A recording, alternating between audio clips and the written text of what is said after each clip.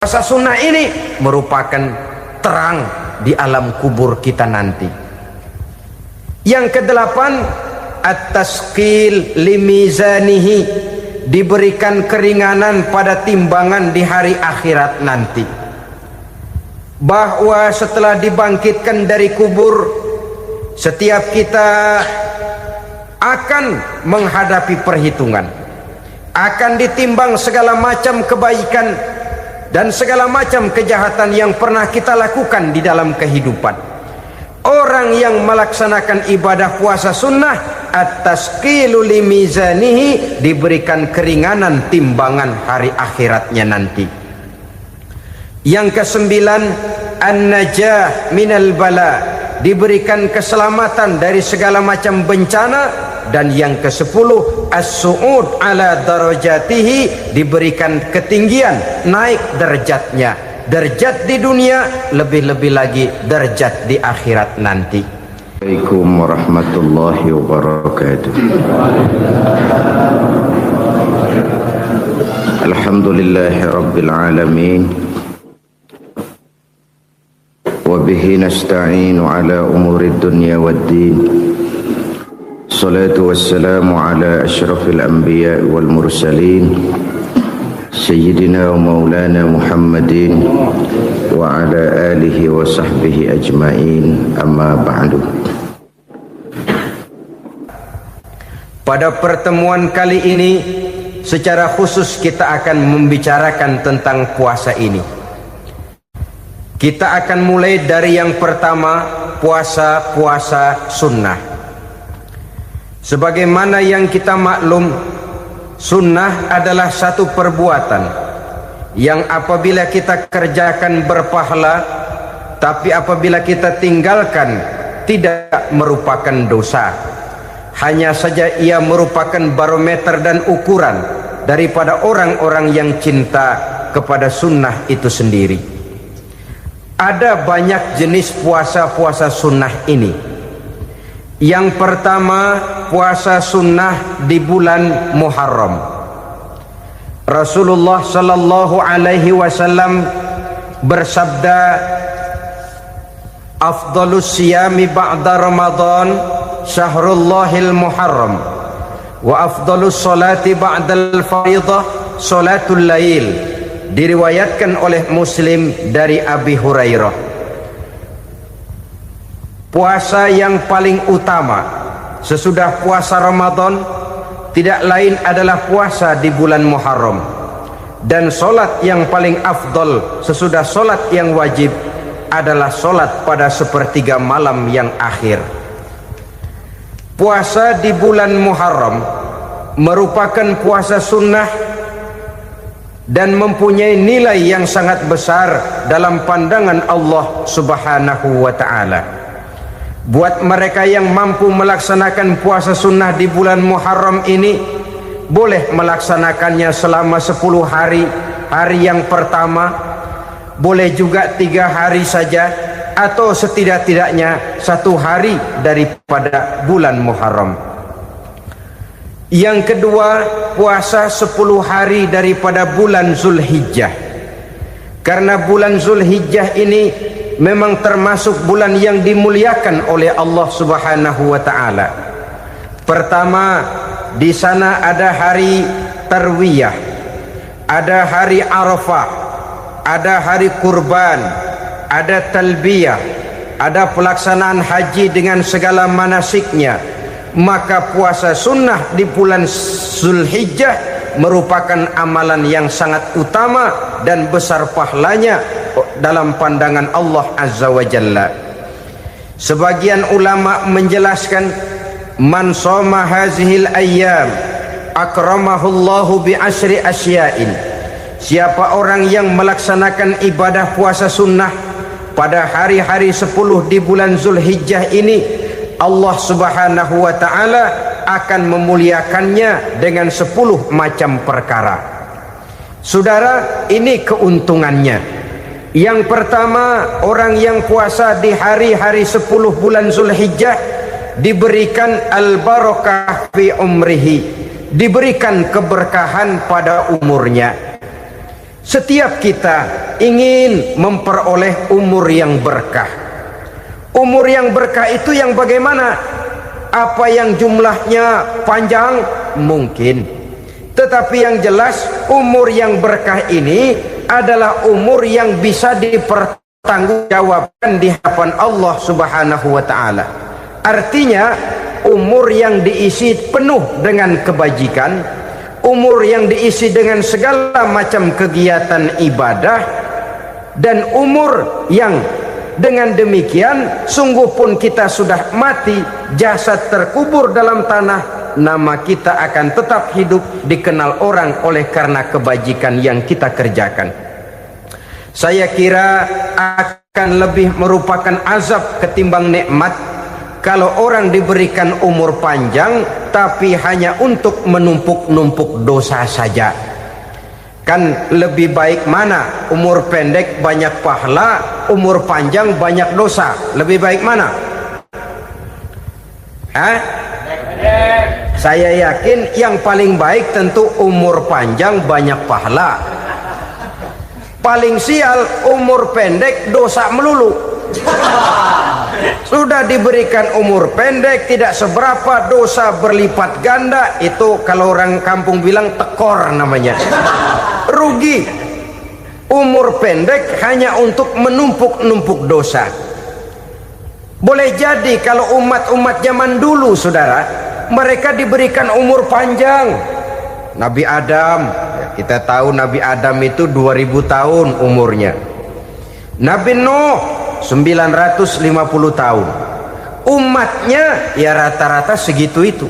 Nah, kalau mereka misalnya punya umur 800 tahun, lalu 200 tahun mereka melakukan dosa, kan masih punya restan 600 tahun untuk taubat. Karena umurnya diberikan jatah panjang. Kita ini oleh Allah Subhanahu wa taala, umat Nabi Muhammad ini umurnya pendek-pendek. Kalau nyontoh Nabi 63 tahun saja. Kalau diberikan 70 tahun umur kita sekarang, itu sudah dapat jatah lebih 7 tahun.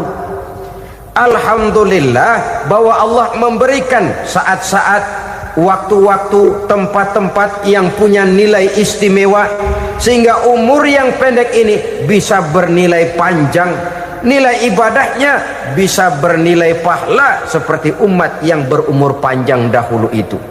Karena itu manfaatkan umur dengan baik, dan salah satu keberkahan daripada umur akan datang dengan melaksanakan ibadah puasa sunnah. Ini yang pertama.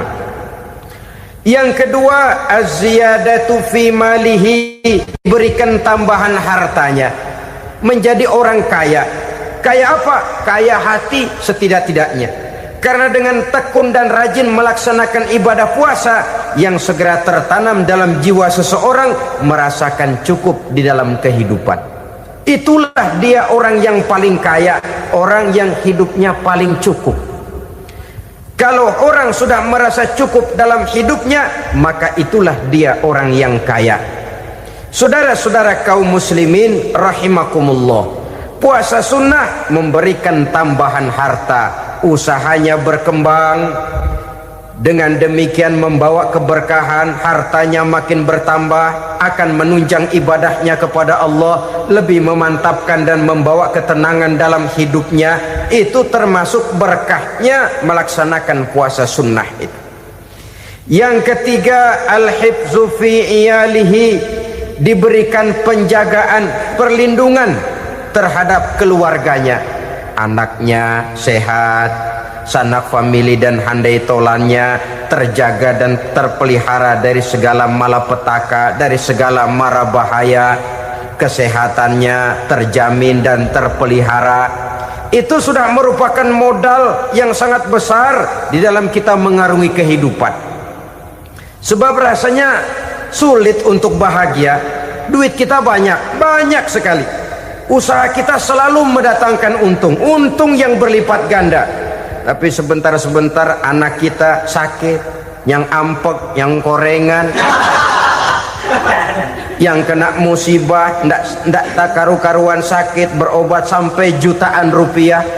Itu kan sudah tidak membawa kebahagiaan.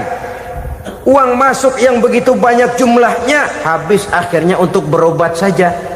Sebenarnya hitung-hitung ya seri-seri juga. Usaha berhasil, duit banyak, habis untuk berobat. Lah sama juga saudara-saudara. Jadi dengan demikian biar duit kita banyak, asal keluarga pada sehat saja, udah enak bener itu. Duit banyak, ekonomi cukup, keluarga sehat, nikmat rasanya menjalani kehidupan ini. Yang kiamat sudah duit kagak barang seperak, keluarga ampek semua. Kiamat sudah. Saudara hadirin yang saya hormati, jadi yang ketiga, Allah memberikan pemeliharaan terhadap keluarganya. Satu kali orang dipelihara Allah, tidak satu kekuatan pun yang bisa mencelakakan. Satu kali orang disengsarakan Allah, tidak satu tenaga pun yang mampu menyelamatkannya. Itulah sebabnya perlindungan Allah, pemeliharaan Allah terhadap diri dan keluarga sangat kita perlukan di dalam kehidupan ini. Dengan melaksanakan ibadah puasa, kita mendekatkan diri kepada Allah.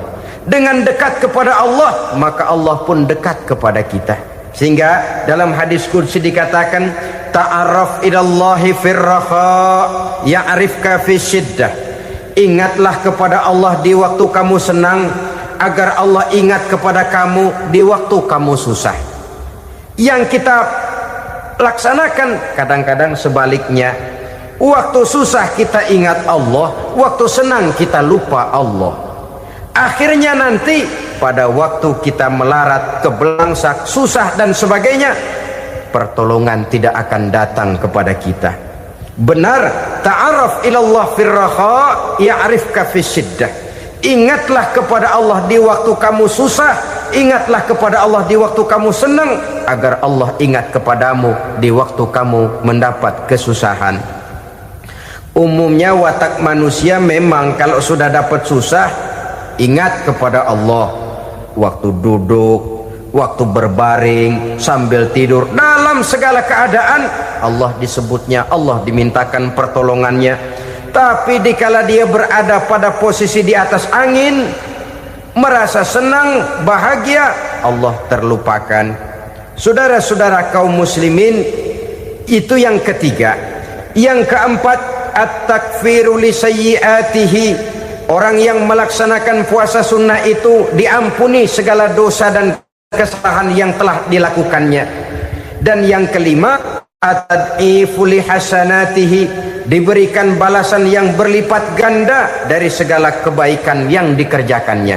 Satu berbalas 7, 7 bisa berbalas 10, 10 masih berbalas 100, masih ditambah dengan wallahu yudha'ifu liman yasha. Allah melipat gandakan pahala orang-orang yang dikehendakinya. Maka carilah satu kebaikan yang apabila kita kerjakan, dosa akan dihapus dan nilai pahalanya menjadi berlipat ganda. Satu kali kita bekerja, 2-3 bisa kita raih dan kita jangkau. Yang keenam, orang yang melaksanakan puasa sunnah di bulan Zulhijjah, at-tashil li sakarati mautihi, diberikan kemudahan pada saat menghadapi sakaratul maut. Maut a mysterious problem. Dia adalah pintu yang setiap orang pasti akan memasukinya. Bahwa mati adalah mati, itu semua kita tahu. Tapi hakikat orang pada saat menghadapi mati itu kan berbeda-beda.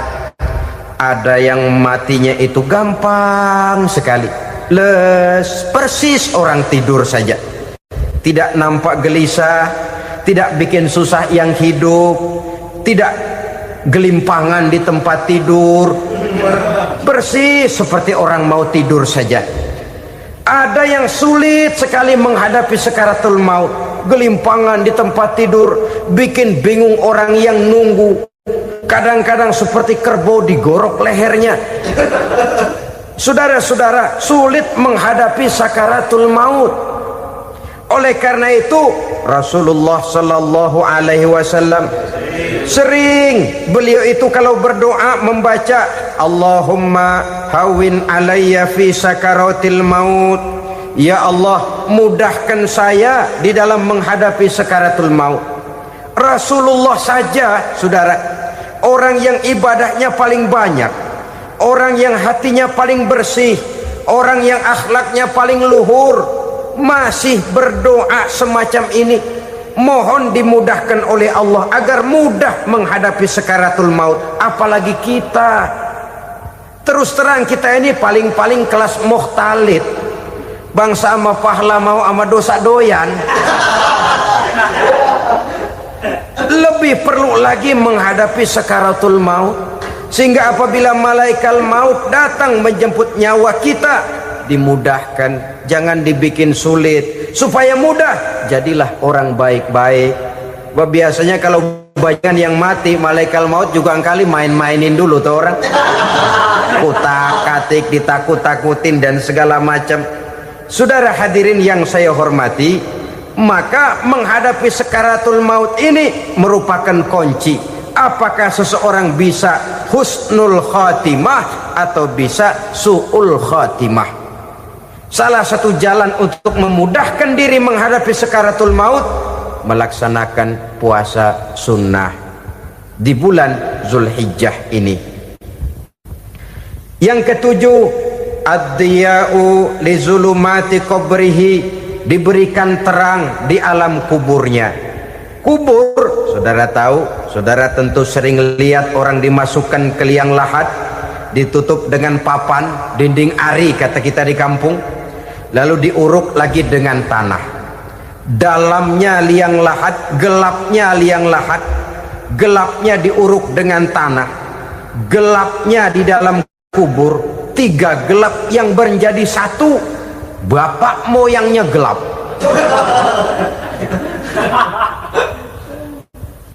Puasa sunnah ini merupakan terang di alam kubur kita nanti. Yang kedelapan, at-tasqil limizanihi, diberikan keringanan pada timbangan di hari akhirat nanti. Bahwa setelah dibangkitkan dari kubur, setiap kita akan menghadapi perhitungan, akan ditimbang segala macam kebaikan dan segala macam kejahatan yang pernah kita lakukan di dalam kehidupan. Orang yang melaksanakan ibadah puasa sunnah, at-tasqilu limizanihi, diberikan keringanan timbangan hari akhiratnya nanti. Yang kesembilan, an-najah minal bala, diberikan keselamatan dari segala macam bencana. Dan yang ke-10, as-su'ud ala darajatihi, diberikan ketinggian, naik derajatnya, derajat di dunia, lebih-lebih lagi derajat di akhirat nanti. Ini keutamaan yang diberikan Allah Subhanahu wa ta'ala kepada mereka yang melaksanakan ibadah puasa 10 hari di bulan Zulhijjah, menurut penjelasan sebagian dari para ulama kita. Jadi setelah puasa Muharram ada lagi puasa Zulhijjah. Kemudian puasa sunnah yang ketiga, puasa sunnah pada hari Senin dan hari Kamis. Apa sumber hukumnya? Diriwayatkan oleh Imam Muslim dari Abi Qatadah, Rasulullah Shallallahu Alaihi Wasallam ditanya tentang puasa pada hari Senin. Kenapa Rasul melakukan itu? Beliau menjawab, zalika yaumu wulidtu fihi wa yaumu bu'istu au unzila alayya fihi. Hari Senin itu adalah hari di mana aku dilahirkan dan hari di mana aku dibangkitkan. Wahyu pertama turun kepadaku pun pada hari itu. Maka sunnah melaksanakan puasa pada hari itu. Adapun hari Kamis, ada hadis yang diriwayatkan oleh Imam Turmuzi dari Abi Hurairah, Nabi bersabda, tu'radul a'malu yaumul isnaini wal khamisi fa uhibbu ay yu'rada amali wa ana sha'im. Disetor amal setiap manusia pada hari Senin dan pada hari Kamis. Maka aku ingin, kata Nabi, agar pada saat amalku disetor itu aku sedang puasa. Jadi malaikat itu menurut riwayat ini mencatat dan menyetorkan catatan amalan seseorang pada hari Senin, hari Kamis. Tiap hari Senin amalan kita disetor oleh malaikat. Catatan terakhir tentu yang sedang kita kerjakan, sehingga yang masuk daftar, saya tinggalkan orang ini, dia sedang puasa, karena naik catatan amalnya pada hari Senin. Kamis diangkat lagi, catatan paling akhir, saya tinggalkan orang ini, dia sedang puasa. Itu makna fa uhibbu ayyurada amali wa ana shaim. Aku senang kalau pada saat amalku disetor, catatan paling akhir aku lagi puasa. Satu keistimewaan. Alangkah celaka tiap amalan disetor kita sedang berbuat jahat. Senin, Kemis, teler, mabok, judi. Tiap amalan disetor, catatan akhirnya saya tinggalkan si fulan lagi teler. Laporan Senin. Kemis laporan lagi, saya tinggalkan si fulan lagi mirit kartu. Saudara hadirin yang saya muliakan, alangkah jeleknya catatan kita. Oleh karena itu sunnah puasa pada hari Senin dan hari Kamis. Ini amalan sunnah, saudara-saudara. Dan oleh karena ini amalan sunnah, sebagian ulama memberikan penjelasan, walaupun lupa niat, kalau sudah malam itu lupa niat, boleh niatnya sudah siang puasa sunnah ini, dengan catatan dari pagi belum makan apa-apa. Malam saudara lupa, tahu-tahu ingat ini hari Senin, dah jam 10, niatlah jam 10 itu, sah puasanya asal dari pagi belum makan apa-apa. Tapi kalau sudah dapat 2 piring baru niat jam 10, itu lain, ngojek namanya.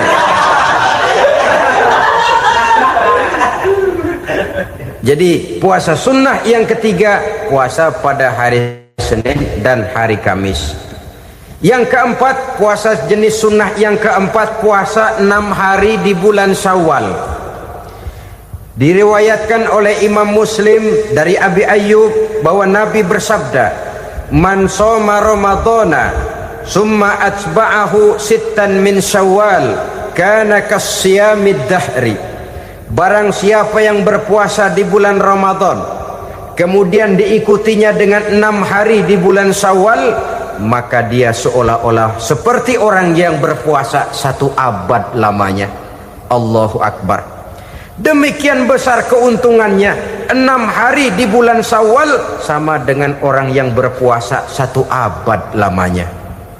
Ini fadailul a'mal, saudara-saudara. Jangan diartikan karena menang sudah puasa 6 hari bulan Syawal, Ramadan tahun depannya lantas nggak puasa.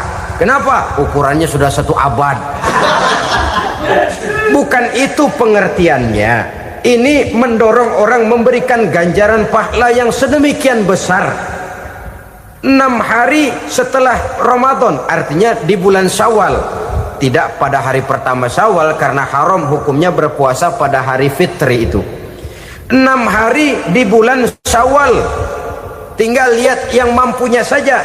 Boleh berurutan, boleh tidak berselang-seling, boleh, asal saja jumlahnya 6 hari selama masih bulan Syawal itu. Hari ini 3 hari lagi, 4 hari lagi, diselang-seling atau berurutan, itu juga lebih baik. Puasa sunnah 6 hari daripada bulan Syawal. Kemudian yang kelima, puasa sunnah 3 hari pada setiap bulan. 3 hari pada setiap bulan. Diriwayatkan oleh Imam Bukhari dan Muslim dari Abi Hurairah. Abi Hurairah bercerita, "Ausani khalili sallallahu alaihi wasallam bisalasin." Kekasih saya Rasulullah berwasiat kepada saya, memesankan benar-benar kepada saya untuk melaksanakan 3 amalan yang terpuji. Pertama, siyamu salasati ayyamin min kulli syahrin. Puasa 3 hari dalam setiap bulan. Ini wasiat yang pertama. 3 hari pada setiap bulan. Tidak peduli bulan apa saja. Dalam artian ya bulan menurut perhitungan Islam ya. Muharram, Safar, Rabiul Awal, Rabiul Tsani, Jumadal Ula, Jumadil Akhir, Rajab, Sya'ban, Ramadan, Syawal, Zulqa'dah, Zulhijjah dan selanjutnya. 3 hari pada setiap bulan. Tanggalnya tanggal berapa saja. Lebih utama pada yang disebut Yaumul Bil, yaitu hari-hari di mana bulan menunjukkan purnama. Tanggal 13, tanggal 14 dan tanggal 15 pada setiap bulannya itu disunahkan melaksanakan puasa. Itu wasiat pertama, puasa 3 hari pada setiap bulan. Wasiat yang kedua, waraqatai duha, melaksanakan sholat duha sekurang-kurangnya 2 rakaat. Itu wasiat yang dipesankan benar kepada saya, kata Abi Hurairah. Pertama, puasa 3 hari pada setiap bulan. Yang kedua, usahakan jangan meninggalkan 2 rakaat minimal daripada sembahyang duha. Kita tahu sembahyang duha itu sembahyang sunnah di waktu pagi seketika matahari naik sepenggalahan. Sekurang-kurangnya 2 rakaat, sebanyak-banyaknya 8 rakaat. Di antara fadilah atau keutamaan daripada sholat duha ini yaitu menyangkut masalah rezeki dan usaha. Kemudian wasiat yang ketiga, wa an utira qabla an anama. Beliau sangat berwasiat kepada saya untuk sholat witir sebelum tidur. Artinya sholat malam sebagai amalan sunnah di dalam kehidupan kita. Jadi saudara-saudara, dalam hidup ini kita akan selalu berbentur dengan keperluan.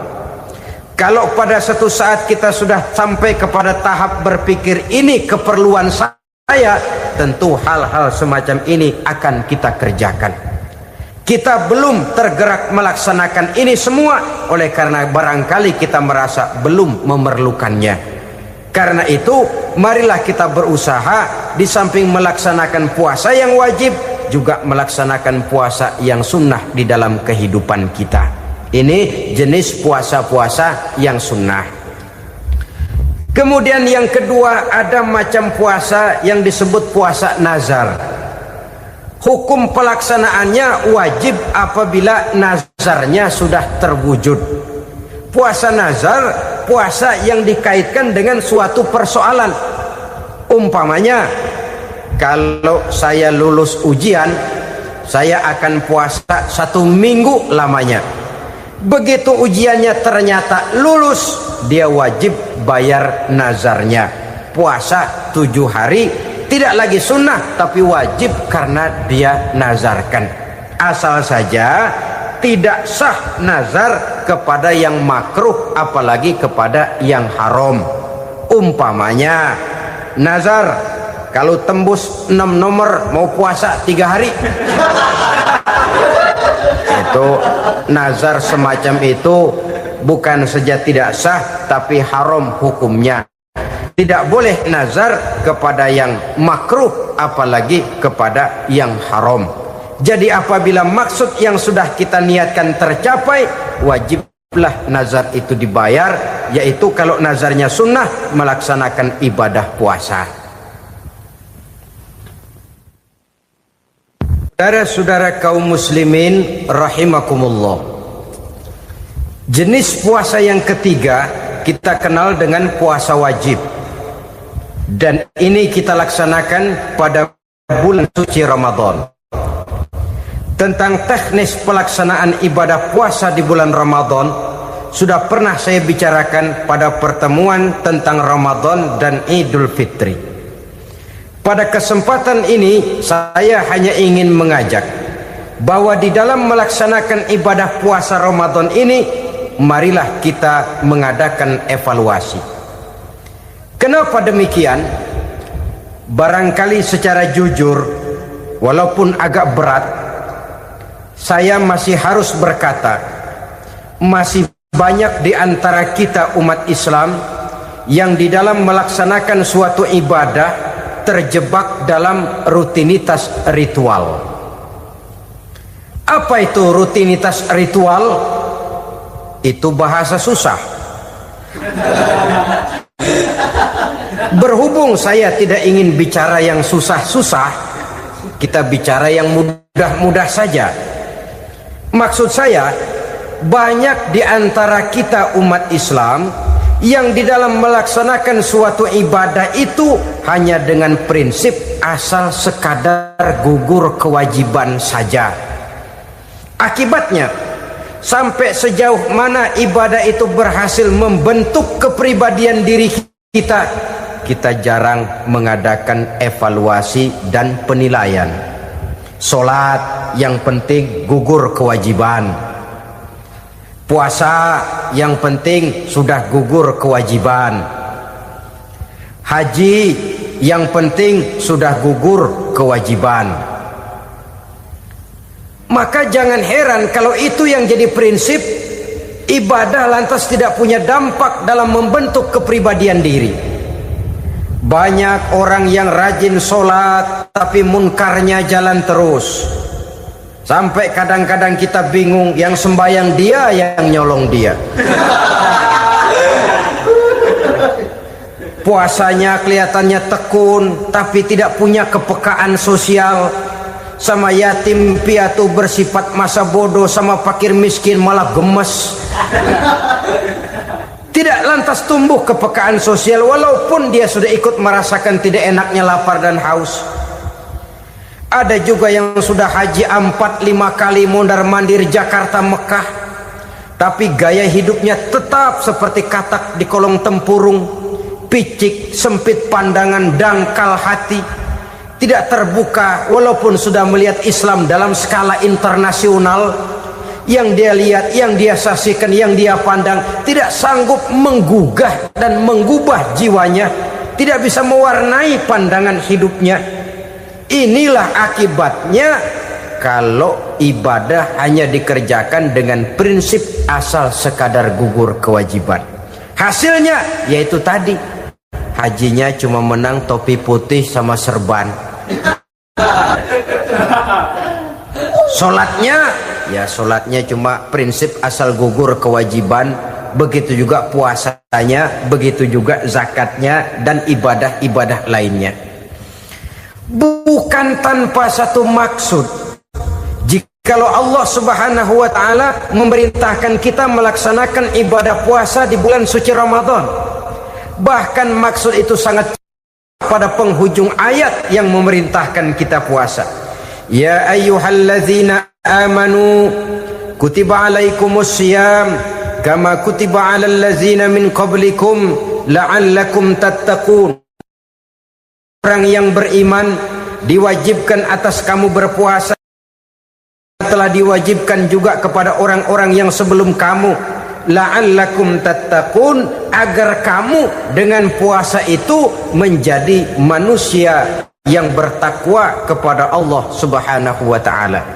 Dengan kata lain, berhasil atau tidak puasa Ramadan kita ini akan nampak takwa kita meningkat atau tidak setelah kita melaksanakan ibadah puasa. Sehingga kalau orang mengatakan Ramadan itu merupakan month of training, bulan latihan, keluar latihan tentu harus semakin naik dan baik gaya kehidupan kita. Jadi tujuan utama daripada pelaksanaan ibadah puasa adalah untuk membentuk manusia yang bertakwa. Nah, takwa itu kata Imam Qushairi hurufnya ada 4. Ta, qaf, wawu, ya. Masing-masing huruf ini simbol dari pribadi orang yang bertakwa, bina dan dibentuk oleh pelaksanaan puasanya. Mari kita lihat. Huruf ta adalah lambang dari sifat tawadhu, rendah hati. Orang yang bertakwa, orang yang tidak mempunyai sifat sombong. Puasa menanamkan kita kesadaran terhadap kelemahan, terhadap keterbatasan, terhadap segala ketidakmampuan yang kita miliki. Ya Allah, baru sehari nggak kena makan, nggak kena minum, sudah begini lemesnya. Puasa memang, kalau pagi orang masih sehat, masih terdorong oleh sahur, siang masih lumayan, tapi zuhur ke atas biasanya mulai sikap lemah manusiawi, keterbatasan kekuatan biologis itu mulai nampak. Dari sini tanam satu kesadaran, kalau begitu apa yang mau disembuhkan di hadapan Allah? Kaya, siapa sih orang paling kaya? Ilmu, siapa sih orang paling pintar? Pangkat, siapa sih orang paling tinggi jabatannya? Dari sifat semacam ini lahir introspeksi, rasa mawas diri, timbul sifat tawaduknya, rendah hatinya, tidak melonjak menjadi angkuh dan sombong lantaran sedikit kemampuan dan kekuatan yang dimilikinya. Lalu untuk sikap yang lebih jauh, terwujudlah, terbentuklah apa yang dinamakan stabilitas temperatur batin. Orang tetap konstan menjaga nilai-nilai idealisme yang pernah dimilikinya. Dia mulai dengan adil, dia berjalan tetap dengan keadilan, dan dia berakhir juga tetap dalam keadilan. Jangan mulainya adil, tengahnya setengah adil, di akhirnya malah zolim sama sekali. Ini tidak punya stabilitas temperatur batin. Kan banyak orang begitu toh. Mulanya benar, belakangan mau benar sendiri. Mulanya sudah rela berkorban buat kepentingan orang banyak, belakangan malah selalu mengorbankan kepentingan orang banyak. Waktu di bawah rajin baca ayat kursi, dapat kursi lupa ayat. Stabilitas temperatur batin, tertipu oleh perasaan seolah-olah situasi dan kondisi sudah serba memungkinkan, sudah serba menguntungkan. Orang yang dibentuk pribadinya oleh pelaksanaan ibadah puasa, dia sadar apapun keberhasilannya, apapun kedudukannya, apapun nilai kekayaannya, itu cuma sebagian kecil sekali dari apa yang ada pada zat Allah Subhanahu wa ta'ala. Hati tidak takabur, sesuai dengan namanya takabur dari kalimat takabbaro ya takabbaru, membesar-besarkan diri. Orang yang suka membesar-besarkan diri, orang yang tidak yakin bahwa dirinya orang besar, lalu dibesar-besarkan dirinya. Sebenarnya itu sudah satu sikap di mana dia tidak percaya kepada diri sendiri. Dirinya sebenarnya bukan apa-apa, cuma ingin dianggap besar, lalu dibesar-besarkan. Takabbur namanya. Puasa sekali lagi melatih kita menanamkan kesadaran akan kelemahan dan keterbatasan kita sebagai makhluk. Itu sikap tawadu. Fir'aun, saudara tahu Fir'aun, lama-lama dia jadi raja, lupa diri dan lupa daratan, melonjak menjadi angkuh dan sombong sampai kepada puncak kekurang ajarannya, memproklamirkan dirinya menjadi Tuhan. Hitler juga begitu. Pendeknya, orang manakala tidak ada kesadaran tentang dari mana segalanya berasal dan kemana segalanya akan kembali, dia mudah out of control. Kalau sudah out kontrol, maka dia akan melakukan perbuatan yang melampaui batas.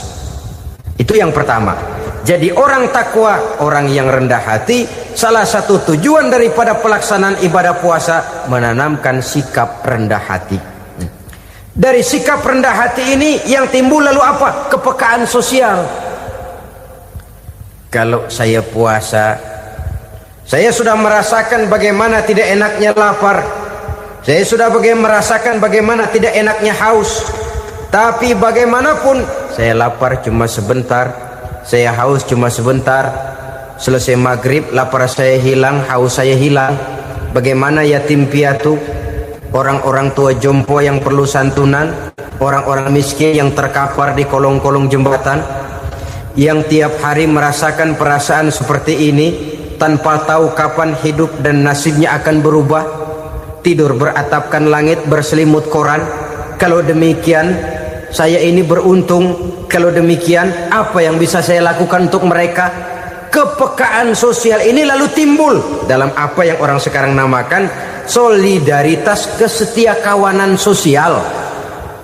Hidup tidak hanya untuk kepentingan diri dan perutnya sendiri saja, tapi mau menolong, mau membantu orang yang memang memerlukan bantuan dan pertolongan itu sendiri. Jangan setelah tahu lapar tidak enak, haus tidak enak, tapi kita tidak mau tenggang rasa, tidak mau timbang rasa. Begini loh tidak enaknya lapar, begini loh tidak enaknya haus. Ini terjadi pada diri saya masih mampu, masih berbuka puasa. Bagaimana yang tiap hari merasakan seperti ini?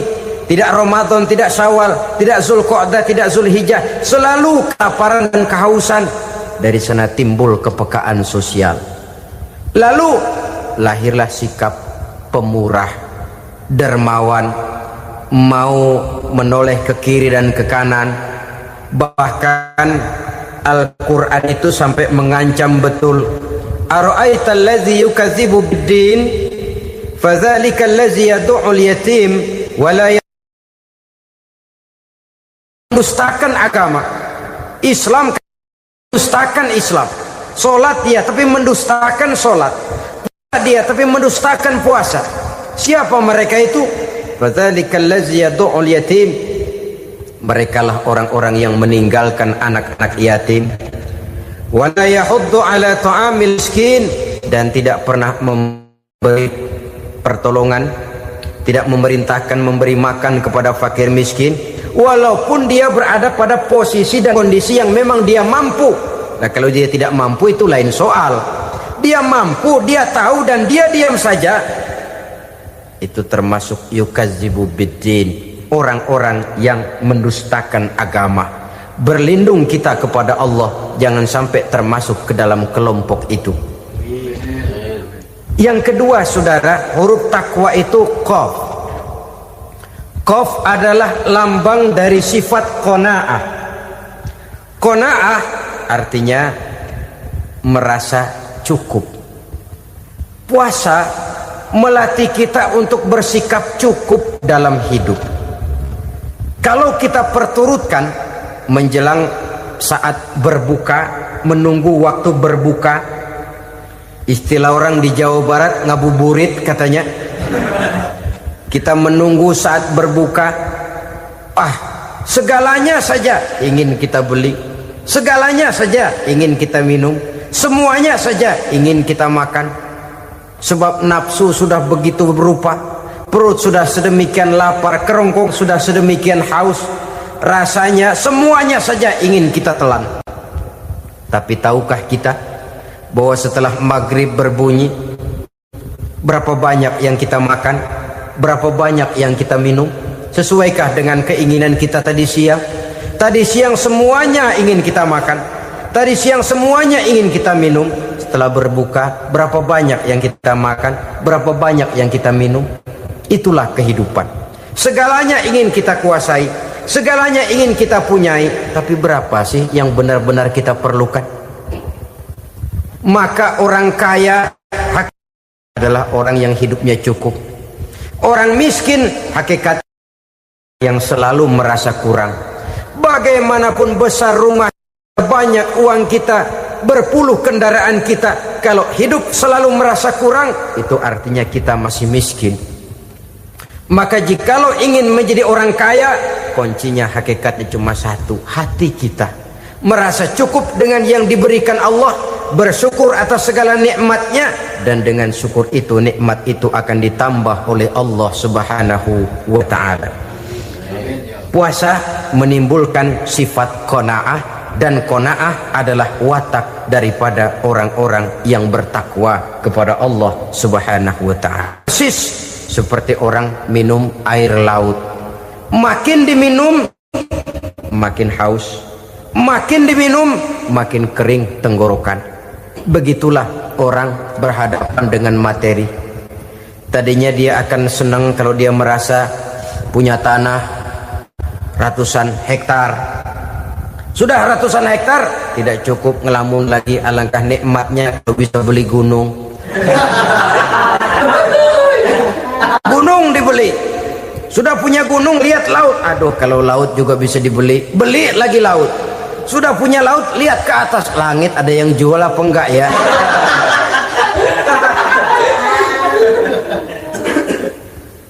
seperti orang berhadapan dengan air laut yang makin diminum makin membuat kita haus dan makin kering tenggorokan ini. Maka itu harus dihentikan. Sikap untuk menghentikan itu tidak lain adalah dengan sifat qanaah itu tadi, merasa cukup dengan apa yang diberikan Allah, mensyukuri nikmatnya. Itu yang kedua. Yang ketiga, pada kalimat takwa ada huruf wawu.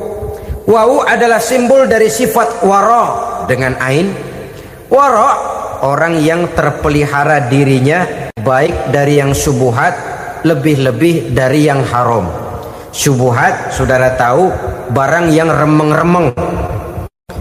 Tapi sungguh pun remeng-remeng, kira-kira prosentasenya 70-30. 70% haram, 30% kemungkinan halalnya. Maka yang syubhat lebih baik dijauhi daripada diambil. Orang yang punya kepribadian wara, dirinya terpelihara, jangankan dari yang haram, dari yang syubhat saja dia sanggup menjaga dan memelihara dirinya. Oleh karena itu saya heran kalau orang di bulan Ramadan dia sanggup menjaga diri di waktu siang dari jenis makanan yang halal, dari jenis minuman yang haram. Ada tahu nganggur di meja siang, enggak dia makan. Ada air teh nganggur di meja siang, enggak dia makan, padahal itu jenis makanan dan minuman yang halal. Tapi ketika datang maghrib, dia berbuka dengan makanan yang dibeli dari uang yang dihasilkan dengan cara yang haram. Bukankah itu sesuatu yang terbalik? Bukankah dengan demikian sudah tidak lagi menimbulkan sikap yang bisa memelihara dan menjaga kepribadian diri? Orang yang membiasakan diri terpelihara dari yang syubhat apalagi yang haram, maka baik yang dipakainya, yang diminumnya, yang dimakannya terdirilah dari barang-barang yang baik yang dihalalkan oleh agama. Wara. Kemudian yang keempat, pada huruf kalimat takwa ada huruf yakin. Huruf ya simbol dari sifat yakin. Orang yang puasa dibentuk kepribadiannya mempunyai satu keyakinan yang tangguh, dan keyakinan adalah ciri daripada orang yang takwa. Kita lihat yang dipanggil melaksanakan ibadah puasa ini kan iman, karena memang sulit untuk melaksanakan puasa kalau tidak iman yang jadi dasar. Setidaknya seperti sudah pernah saya sampaikan, ibadah puasa ini memang sulit terkena penyakit show. Kalau kita sholat barangkali terangsang karena kelihatan orang lain. Kalau kita pergi haji mungkin jadi sugesti karena orang banyak tahu. Kalau kita bayar kita jadi terangsang karena banyak orang lihat. Tapi kalau sudah puasa, puasa itu kan yang tahu cuma kita dan Allah saja. Ya kita sholat, orang lain lihat, kita jadi rada semangat. Kita pergi haji, orang lain banyak ngantar, kita semangat. Kita bayar zakat, orang lain banyak saksikan, kita bersemangat. Tapi kita puasa, siapa yang mau nyaksiin kita puasa? Siapa yang mau memuji kita puasa? Siapa yang mau menyanjung kita puasa? Itu cuma urusan kita dan Allah. Oleh karenanya dasar daripada pelaksanaan ibadah yang harus mencegah tenggorokan segalanya jadi nikmatan. Tidak ada kerja yang lebih indah selain kerja yang didasarkan kepada satu keyakinan bahwa yang kita kerjakan itu adalah sesuatu yang benar. Dalam hal ini sesuatu yang diperintahkan oleh Allah Subhanahu wa taala kepada kita. Saudara-saudara kaum muslimin rahimakumullah. Demikianlah titik evaluasi kita. Jangan berpuasa hanya dengan prinsip asal sekadar menggugurkan kewajiban saja, yang akan berakibat Ramadan tahun ini berakhir begitu, Ramadan terjebak menjalani rutinitas ritualnya saja. Bahkan kadang-kadang yang nyata betul, Nabi menganjurkan tingkatkan ibadah pada 10 hari yang akhir di bulan Ramadan, tanggal 20 sampai akhir Ramadan. Yang kita praktekkan malah kegiatan ibadah kita justru menurun pada 20 Ramadan yang akhir. Coba lihat 20 Ramadan ke atas, itu pasukan tarawih paling kelas 60-70 tahun ke atas. Kemana yang lain sudah berpikir menghadapi lebaran, berpikir pulang mudik, berpikir macam-macam. Akibatnya konsentrasi ibadah lalu buyar. Dianjurkan Rasul tingkatkan ibadah pada 10 hari yang terakhir. Kita malah makin ke akhir makin lancip.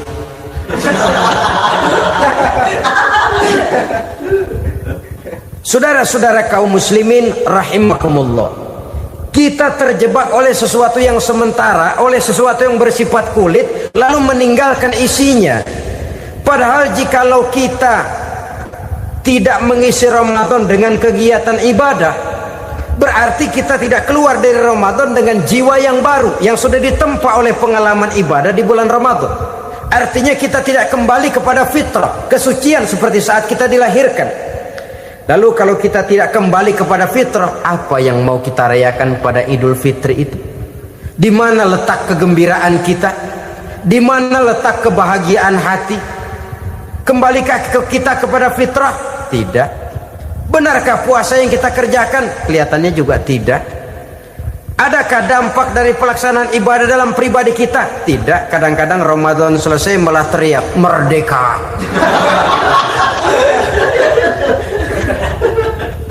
Kalau tadinya Ramadan dia merasa terhalang, mau keluar siang, mau makan siang, bulan puasa, mau minum siang, bulan puasa, mau gandengan, bulan puasa. Ramadan selesai, kibarin bendera, teriak merdeka. Lalu kembali merajalela.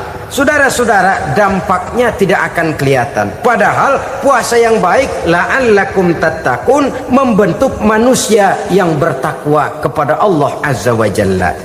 Nah, sekarang apa kemudahan dan keistimewaan yang akan diberikan Allah kepada mereka yang sampai kepada tingkat takwa ini? Al-Quran menjelaskan, pertama, may yattaqillaha yaj'al lahu makhraja. Barang siapa yang bertakwa kepada Allah Subhanahu wa taala, maka dia akan diberikan makhraja. Makhraja itu jalan keluar dari segala macam kesulitan. Jalan keluarnya ada saja. Menurut ukuran kemampuan dia tidak mungkin, mustahil, tidak bisa, mana mungkin. Tapi pada waktunya ada saja jalan keluarnya. Termasuk jenis yang yaj'al lahu makhraja. Orang yang bertakwa kepada Allah selalu diberikan jalan keluar dari segala kesulitan yang dihadapinya. Siapa sih orangnya yang tidak pernah sulit dalam hidup? Siapa orang yang tidak pernah mengalami kesulitan? Tapi kadang orang menilai, itu kelihatannya hidupnya enak aja ya, kayaknya gak pernah mengalami kesulitan. Sebenarnya bukan tidak pernah mengalami kesulitan, Allah selalu memberikan jalan keluar dari segala kesulitan yang dihadapinya. Lah kalau Allah yang memberikan jalan keluar, tentu sangat mudah sekali. Orang yang bertakwa diberikan jalan keluar dari segala macam kesulitan. Satu. Yang kedua, wa yarzuqhu min haitsu la yahtasib. Dia akan diberikan rezeki oleh Allah dengan jalan yang tidak disangka-sangka. Rezekinya datang dengan cara yang tidak disangka-sangka. Gajinya mungkin kecil, tapi penghasilannya gede. Kan itu yang penting. Gaji dan penghasilan kan lain tuh. Boleh jadi gaji kecil, asal penghasilan gede, kan nikmat hidup itu. Nah, penghasilan ini ada yang bisa kita perkirakan. Bisa kita perkirakan. Misalnya gaji itu tadi. Kalau saya kerja, gaji saya begini.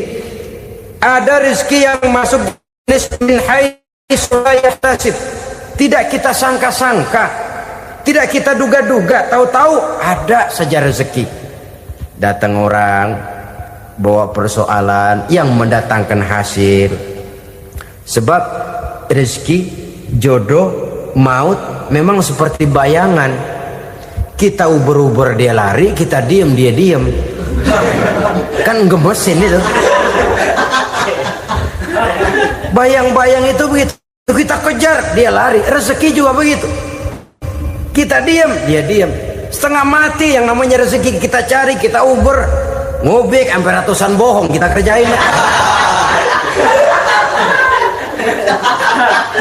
Tapi memang belum waktunya, ya sulit untuk tembus. Tapi kadang-kadang giliran kita nongkrong di rumah, datang orang bawain rezeki. Itulah yang namanya rezeki. Tapi ini untuk orang yang bertakwa. Kalau tidak punya kredibilitas takwa, jangan lalu pakai ayat ini. Diberikan Allah dengan rezeki dengan jalan yang tidak disangka. Kan ada ayatnya dah, kita mah manteng aja di rumah dah. Ntar juga tuh rezeki datang. Ini fasilitas yang diberikan kepada orang yang wa may yattaqillah, bertakwa kepada Allah, yarzuqhu min haitsu la yahtasib, diberikan rezeki dengan cara yang tidak disangka-sangkanya. Maka kadar ketakwaan jangan membuat kita buruk sangka. Tuh orang ya nggak kemana-mana, duitnya ada aja. Kalau dia takwa, Allah berikan jalan keluar. Yang lantas ngelihat kiai orangnya ahli ibadah, ilmunya tinggi, akhlaknya luar biasa, takwanya tinggi, rezekinya lancar, lalu husnuzon nih kiai nggak kemana-mana, duitnya banyak, miara tuyul kali ini. Itu termasuk jaminan Allah yang masuk kategori min haitsu la yahtasib. Yang ketiga, yaj'al lahu min amrihi yusra, dimudahkan segala urusannya, dimudahkan segala urusannya. Kemudian yang keempat, yukaffir anhu sayyiatihi wa yu'azzim lahu ajra, diampuni segala kesalahannya dan dibesarkan pahala kebaikan yang dikerjakannya. Maka mudah-mudahan puasa yang kita kerjakan mengantarkan kita kepada ketakwaan kepada Allah, dan takwa membuka janji Allah kepada kita di dalam kehidupan ini. Inilah saya percaya kepada sesuatu yang saya mengerti, sesuatu yang boleh dipelajari sejak TK sampai perguruan tinggi, sejak anak-anak sampai kakek nenek. Saya bukan percaya kepada sesuatu yang saya tidak mengerti tapi yang harus saya percaya. Saya justru percaya kepada sesuatu yang memang saya mengerti. Saudara-saudara, demikianlah bahwa Tuhan dalam Islam adalah Tuhan yang terbuka, rasional, boleh dipelajari sejak kakek-kakek sampai anak-anak, sejak TK sampai kepada perguruan tinggi. Lalu yang kedua, masih menurut kata dia, saya adalah pengagum Amerika, dia bilang. Sebagai penegak hak-hak asasi manusia, sebagai pahlawan demokrasi yang pagi-pagi sudah mencanangkan di dalam dia punya Declaration of Independence bahwa semua manusia dilahirkan sama, all men are created equal. Saya kagum dengan itu. Sampai pada satu saat, menurut cerita dia, saya berada di New York, saya mau masuk sebuah restoran, saya tertegun ketika saya akan masuk. Di pintu restoran itu tertulis white only, white only, hanya melayani kulit putih. Artinya sing kulite ireng minggir. Saya gelo, saya nelongso, bahasa Inggrisnya. Katanya all men are created equal, semua manusia dilahirkan sama. Lah ini kok tegel-tegele, kok sampai hati bikin tulisan hanya melayani kulit putih. Sampai saya melihat dalam Islam ini betapa si kulit putih dan si kulit hitam duduk saling berdampingan. Masjid menjadi simbol semangat kebersamaan mereka. Siapapun masuk masjid, buka sepatu.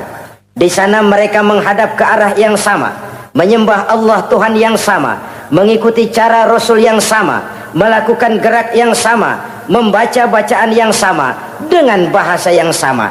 Persaudaraan seperti inilah yang lama saya dambakan. Ini kenapa saya memilih Islam.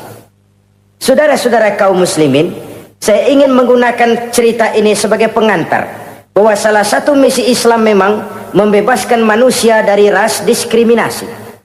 Nabi menyatakan, innallaha la yanzuru ila suwarikum wa amwalikum, walakin yanzuru ila qulubikum wa a'malikum. Sungguh Allah tidak melihat tampangmu, Allah tidak melihat potonganmu, Allah juga tidak melihat hartamu. Yang Allah lihat adalah hati dan amal perbuatanmu. Islam membebaskan manusia dari ras diskriminasi. Dari manapun orang datang, apapun warna kulitnya, dari suku apapun ia dilahirkan, akidah mengikatnya dalam satu persaudaraan yang mesra, persaudaraan Islam. Nilai manusia dengan demikian bergantung kepada ketakwaannya. Takwa, seperti kita tahu, adalah bahasa Quran yang sudah menjadi bahasa kita. Sedemikian sering kalimat ini dipakai, sampai-sampai ia mengalami pergeseran dari arti yang sebenarnya. Takwa, sejauh yang kita baca dari peninggalan para ulama kita, mempunyai konotasi imtithalul awamir wajtinabun nawahi, melaksanakan seluruh yang diperintah Allah dan meninggalkan semua yang dilarangnya. Apa perbedaan prinsipnya? Kalau melaksanakan perintah itu sesuai dengan kemampuan, tapi menjauhi larangan itu mutlak. Enak kalau ada ayat jauhilah larangan Allah semampu kamu, enak. Yang semampu kita itu melaksanakan perintah, tapi kalau sudah meninggalkan larangan mutlak, jauhi, tinggalkan. Disitulah nilai ketakwaan seseorang. Ini kan enggak, karena takwa digunakan oleh semua orang, akhirnya artinya bergeser. Semua ngomong takwa. Pejabat kalau dilantik bertakwa, bertakwa, bertakwa, sampai membleh bertakwa. Setelah pelantikan mata takwa ngalor dia ngidul. Harus dikembalikan kepada pengertian asalnya. Takwa itu adalah komitmen seseorang kepada perintah Allah dan komitmen meninggalkan yang dilarangnya sesuai dengan kemampuan. Di situ nilai manusia dalam pandangan Allah. Yang tadi Nabi katakan, Allah nggak lihat potongan kita, Allah nggak lihat harta kita. Yang Allah lihat adalah hati dan amal perbuatan, dan itulah takwa itu. Maha benar Allah dengan firman-Nya yang menyatakan, inna akramakum indallahi atqakum. Yang paling mulia di antara kamu dalam pandangan Allah adalah orang yang paling bertakwa kepadanya. Sering sekali sekarang ini kalimat agama digunakan untuk maksud yang tidak sama dengan maksud agama. Ya contoh kalimat takwa ini. Atau misalnya kita baca iklan, telah berpulang ke rahmatullah dengan tenang. Kalau dengan tenangnya sih boleh dah, mana ada orang mati kelojotan. Tenang. Tapi ke rahmatullah. Rahmatullah itu kan artinya kasih sayang Allah. Kasih sayang Allah itu kan surga. Kalau bajingan mati, enggak ke rahmatullah pulangnya. Kalau mau jujur mestinya telah pulang ke neraka. Kalau mau jujur, kalau mau pakai bahasa netral sopan, telah berpulang. Begitu sajalah. Pulang kemana? Ya sesuai dengan amalan dia. Tapi kita kadang salah kaprah menggunakan kalimat rahmatullah untuk yang tidak baik. Termasuk di dalamnya penggunaan kalimat takwa ini. Padahal disinilah nilai manusia dalam pandangan Allah. Kalau manusia dinilai dari potongannya, oh bintang film nomor 1 masuk surga. Kalau manusia dinilai dari hartanya, konglomerat nomor 1, kita mau belakangan, buncit banget gitu. Allah maha benar. Yang paling mulia di antara kamu dalam pandangan Allah, yang paling bertakwa kepadanya. Nah, apa sih sifat-sifat orang takwa itu? Ini yang akan kita bicarakan pada pertemuan kali ini. Berangkat dari surah Al-Baqarah ayat 3 sampai dengan ayat 5. Kita akan melihat 5 tanda orang-orang takwa itu. Apa dia? Pertama, alladzina yu'minuna bil ghaib. Orang yang bertakwa adalah orang yang beriman kepada hal-hal yang gaib. Kita tahu bahwa yang ada ini kan cuma 2 saja pada hakikatnya. Pertama Allah, dan yang kedua alam. Allah adalah apa yang selain alam. Yang selain alam itu ya Allah namanya. Allah itu bukan alam, dan alam bukannya Allah. Allah disebut Khalik, alam disebut makhluk. Kemudian alam ini kan ada 2 macam. Ada alam nyata, ada alam gaib. Ada alam syahadah, ada alam gaib. Alam nyata kita sebut dengan alam fisika, dan alam gaib kita namakan dengan alam metafisika. Termasuk dalam alam gaib ini kita wajib beriman. Akhirat, alam gaib, kita percaya akhirat itu ada. Alam kubur, alam gaib, kita yakini keberadaannya. Malaikat, alam gaib. Jin, alam gaib. Setan, genderuwo, memedi, kuntilanak, tuyul. Kita percaya kepada iblis, percaya bahwa iblis itu ada. Kita percaya kepada malaikat, percaya bahwa malaikat itu ada. Dan kepercayaan ini sudah nature. Kalau kita lihat dalam dunia animisme, Orang dahulu menyembah pohon sebenarnya kan karena dia percaya bahwa pohon punya kekuatan. Kekuatan itu yang disembah untuk mengharap manfaatnya atau terhindar dari bahaya yang bisa ditimbulkannya. Orang menyembah api karena percaya di balik api itu ada kekuatan. Orang menyembah lautan begitu, orang menyembah gunung begitu. Nah, Islam mengarahkan ini kepada hal-hal yang lebih konkret. Percaya kepada alam gaib. Bahwa di balik alam nyata ini ada alam yang tidak nyata. Apakah itu namanya akhirat, alam barzah, malaikat, jin, itu semua termasuk di dalam alam yang gaib. Orang yang bertakwa, alladzina yu'minuna bil gaib. Dia percaya kepada yang gaib-gaib itu. Percaya tentang adanya. Bukan percaya kepada iblis, lalu ngikutin si iblis, bukan. Kita percaya yang namanya iblis itu ada. Setan itu ada, jin itu ada, malaikat itu ada, alam kubur itu ada. Sebagai makhluk yang diciptakan oleh Allah dan Allah sebagai khalik. Baik alam syahadat, baik alam gaib, penciptanya tetap Allah Subhanahu wa ta'ala. Allah menciptakan siang, Allah ciptakan malam, Allah ciptakan yang baik, Allah ciptakan yang tidak baik. Apa perlunya? Ada manfaatnya untuk keseimbangan dalam alam ini. Manusia kan diberikan kebebasan bahwa segala sesuatu sudah ditentukan Allah memang, tapi kan tidak diberitahukan ke kita. Alam naj'al lahu 'ainaini wa lisana wa syafatain. Bukankah kami berikan kamu dua mata, dua telinga, lidah? Bukankah kami berikan kamu kemampuan untuk berpikir? Kami berikan tunjukkan dua jalan yang baik, yang tidak baik. Kira-kira, manusia, ini jalan kebaikan, akhirnya akan sampai ke surga. Ini jalan kejahatan, akhirnya akan sampai ke neraka. Silakan kamu memilih. Agar kamu tidak salah pilih, kami berikan otak. Kami turunkan Rasul, kami turunkan wahyu, kami turunkan agama. Kalau sudah sedemikian komplitnya, masih salah pilih juga, emang dasar rezeki bonyok. Dikasih otak, diturunkan Nabi dan Rasul, diturunkan wahyu, ditunjukkan jalan kebenaran. Malahan kata Imam Mustafa Al-Maraghi, Allah memberikan petunjuk kepada kita itu bertahap. Pertama diberikan yang namanya hidayatul ilham, insting. Insting ini tingkatan dasar yang sangat diperlukan oleh manusia. Kita bisa lapar, kita bisa sedih, kita bisa gembira, kita bisa nangis, kita bisa ketawa. Nggak ada yang ngajarin. Belum pernah saya melihat ada kursus ketawa, belum pernah. Belum pernah ada akademi pertangisan, nggak ada. Itu insting yang kita bawa sejak lahir. Dan anehnya ketawa tiap orang nggak sama, nangis tiap orang nggak sama. Itu insting. Bayangin kalau gitu itu nggak ada, kita nggak bisa sedih, nggak bisa gembira, kita nggak bisa ketawa, nggak bisa nangis. Polos hidup ini, kayak boneka. Nggak ada insting. Nah, ini juga diberikan kepada binatang.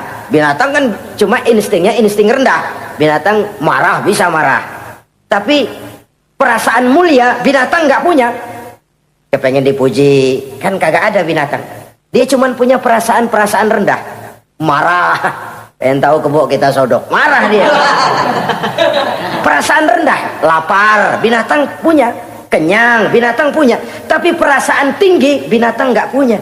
Kepengen hidup lebih baik, nggak ada. Kepengen hidup terhormat, nggak ada. Senang kalau dipuji, nggak ada. Coba dah kebo kita puji habis-habisan, diam aja dia. Waduh, lu bukan main, hebat bener. Ya tetap aja kebo. Atau kita caci maki, nggak bakal dia marah. Ini perasaan tinggi, ingin lebih baik, ingin lebih terhormat, senang kalau dipuji, marah kalau dicaci. Itu perasaan tinggi yang hanya diberikan kepada manusia. Manusia dipuji senang, dicaci marah. Orang kita puji walaupun wah kamu hebat bener, walaupun dia bilang ah kamu bisa aja, tapi kupingnya tetap aja mekar. Senang kalau dipuji. Insting yang rendah diberikan juga kepada binatang, tapi bukan insting yang tinggi. Ini petunjuk pertama. Dengan itu kita punya perasaan dasar untuk mengagumi, untuk sedih, untuk gembira dan sebagainya. Setelah insting kita diberikan panca indera yang kerjanya juga nggak sama. Penciuman dengan pendengaran dengan penglihatan kan nggak sama. Yang enak buat kuping belum tentu enak buat hidung. Orang buang angin kalau ditinjau dari segi bunyi enak buat kuping, Tapi hidung kan kelabakan. Kerjanya nggak sama. Panca indera ini penting sebagai kesiapan untuk melayani insting. Persiapan melayani insting. Cukupkah? Tidak. Binatang juga diberikan panca indera. Bahkan kadang-kadang panca indera binatang lebih tajam daripada panca indera manusia. Nah, lalu diberikan yang ketiga. Ini yang membedakan manusia dari binatang. Apa? Hidayah berupa akal, pikiran. Dengan ini coba kita lihat. Manusia bikin rumah, burung bikin rumah. Tapi bandingkan, rumah burung dari tahun atu, ya gitu-gitu aja. Tapi rumah manusia, Masya Allah, modelnya macam-macam. Ada yang kita dari jauh nggak ngerti ini celengan apa rumah orang ini, bundar begini. Binatang bikin rumah, manusia bikin rumah. Binatang bikin rumah dengan insting, manusia bikin rumah dengan otak. Hasilnya berbeda. Manusia tidak punya sayap, tapi dengan otaknya dia bisa terbang lebih tinggi dari burung.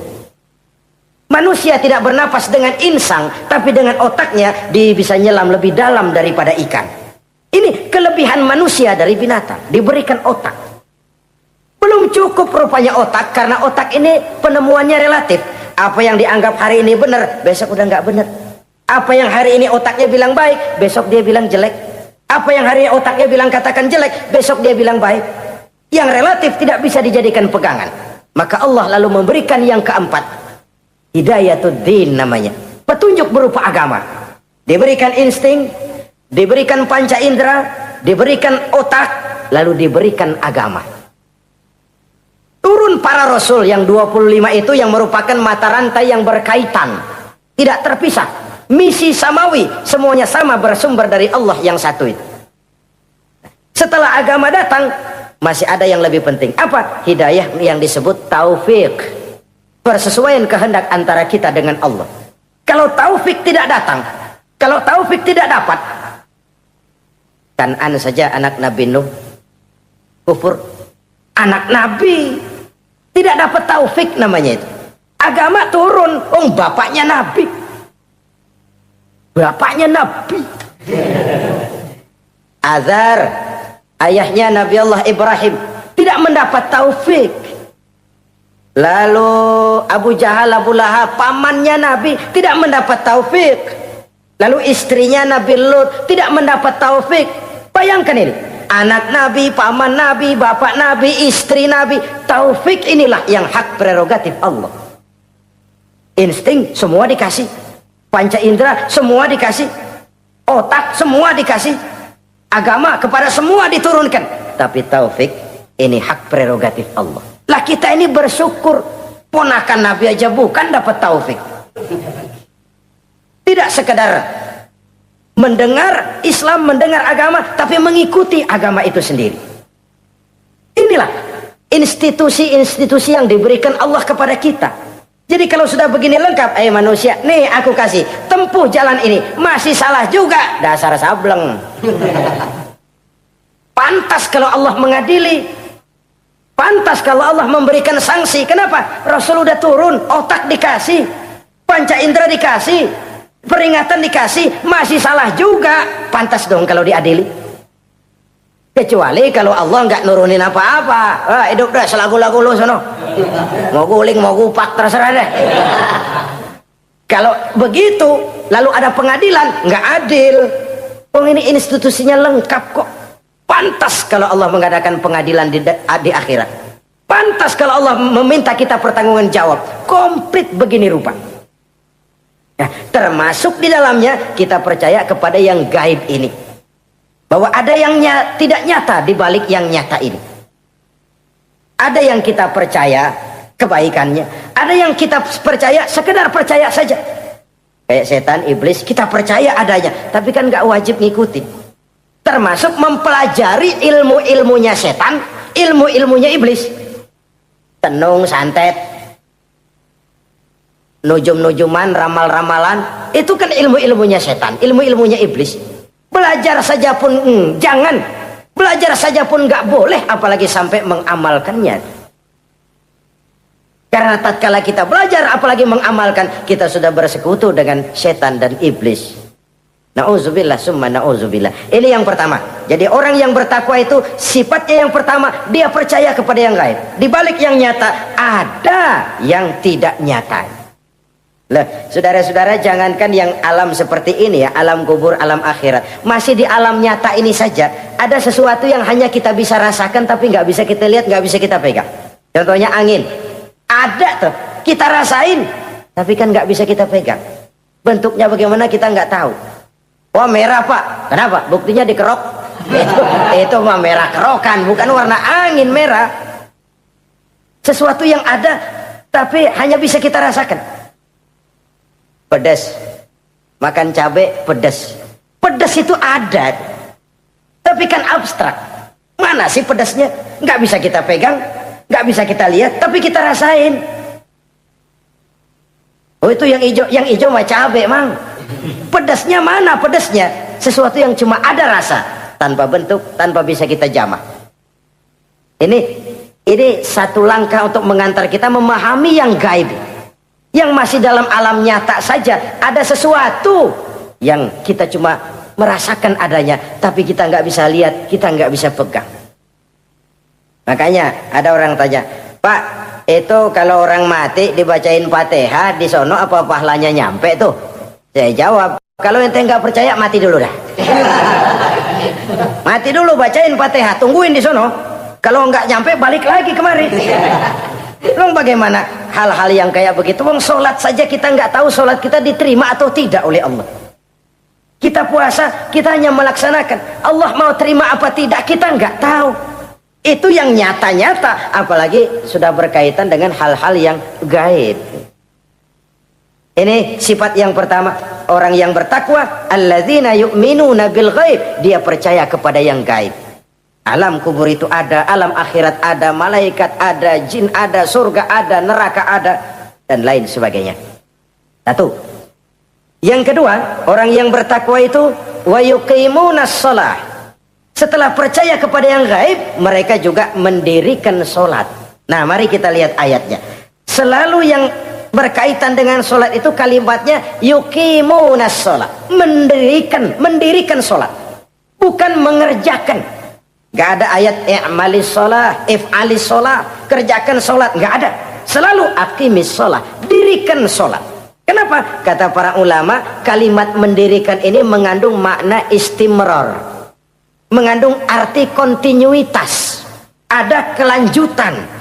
Mendirikan sholat artinya mengerjakan sholat dengan betul. Selesai sholat, ajaran sholat diterjemahkan dalam kehidupan. Itu artinya mendirikan sholat.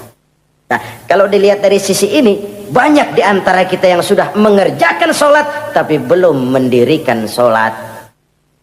Sebab mendirikan istimrar, ada kesinambungan. Selesai sholat, ajaran sholat diterjemahkan di tengah-tengah kehidupan bermasyarakat. Sehingga sholatnya punya refleksi, sholatnya punya bias dalam membentuk kepribadian dirinya. Ini kadang-kadang rancu, yang sembahyang dia, yang nyolong dia, yang baca Quran dia, yang fitnah orang dia, yang sedekah dia, yang nyolong dia juga. Ansip bingung bagaimana mutusinnya. Kalau mendirikan sholat mengandung arti kesinambungan, selesai sholat, ajaran sholat diterjemahkan dalam kehidupan. Apa? Banyak tentunya. Misalnya sholat melahirkan sikap rendah hati, melahirkan keikhlasan, melahirkan sifat jujur, melahirkan sifat disiplin, dan lain sebagainya. Dan itu diterjemahkan dalam kehidupan. Kita lihat, ini anggota badan kita yang paling terhormatkan, kepala. Kalau bercanda sama teman, dipegang tangan, kita masih senyum. Dipegang kaki, kita masih senyum. Tapi kalau pala dikeplakin, jengkel bukan main. Kenapa? Al-Mukarram itu adanya di sini, otak, di kepala. Tapi kepala yang kita hormati ini, ketika sujud di hadapan Allah, sama rendahnya dengan telapak kaki kita. Allahu Akbar. Yang besar cuma Allah. Manusia, kepala sama rendah dengan telapak kaki. Kesadaran ini membias, selesai sholat, kembali ke masyarakat, sombongnya hilang. Apalagi ikhlas. Sholat itu kan lillahi ta'ala. Orang mau puji apa tidak, enggak soal. Orang mau bilang ini, mau bilang itu, soal lain. Yang penting ini saya kerjakan lillahi ta'ala, karena Allah saja, bukan karena yang lain. Disiplin. Sehari semalam 5 kali kita lapor kepada Sang Maha Komandan. Bagaimana tidak akan tercegah dari perbuatan yang keji dan munkar? Seorang prajurit saja, kalau sehari semalam 5 kali dia lapor kepada komandannya, saya yakin dia tidak akan sempat melaporkan yang tidak baik. Pantas kalau Al-Quran memberikan jaminan, solat mampu mencegah manusia dari perbuatan yang keji dan munkar. Masih ada yang tanya, Pak, katanya sembahyang mencegah orang berbuat jahat. Iya, teman saya kok sembahyang nyolong ayam. Bagus, sembahyang nyolong ayam. Coba nggak sembahyang, nyolong motor. Gedean lagi yang dicolong. Dan sebenarnya itu bukan jawaban, itu cuma logika saja. Yang benar adalah solatnya belum berfungsi. Dia baru mengerjakan solat, belum mendirikan solat. Inilah yang kalau kita jujur mau bicara, inilah problem kita sekarang ini. Mengislamkan orang Islam. Bagaimana dari mengerjakan solat kita menjadi mendirikan solat. Agar solat itu membuahkan hasil berupa pembentukan kepribadian di tengah-tengah kehidupan sosial kemasyarakatan. Kalau tidak, ya sekedar terjebak kepada rutinitas. Pergi haji begitu, pulang haji bikin gila. Masuk Ramadan begitu, selesai Ramadan ya tetap begitu. Ibadah tidak memberikan bias dalam pembentukan pribadi. Itulah sebabnya digunakan kalimat yuqimunas sholat, mendirikan sholat, yang mengandung arti berkesinambungan. Selesai sholat, jiwa dan semangat, ajaran dan filsafat sholat diterjemahkannya dalam kehidupan sehari-hari. Saudara-saudara kaum muslimin rahimakumullah. Sifat yang ketiga dari orang takwa adalah wa mimma razaqnahum yunfiqun. Mereka menginfakkan sebagian dari rizki yang diberikan Allah kepada mereka. Rizki menurut definisi yang diberikan para ulama kita, ar-rizqu bimakna al-ata hissiyan kana aw ma'nawiyan. Rizki adalah pemberian, baik yang abstrak maupun yang konkret. Selama ini kita sering mengartikan rizki hanya dalam bentuk uang, sehingga rizki kita dibatasi oleh pengertian kita sendiri. Padahal tidak cuma uang, ilmu adalah rizki, jabatan dan kedudukan adalah rizki, otoritas dan wibawa juga rizki, anak, istri, suami juga rizki.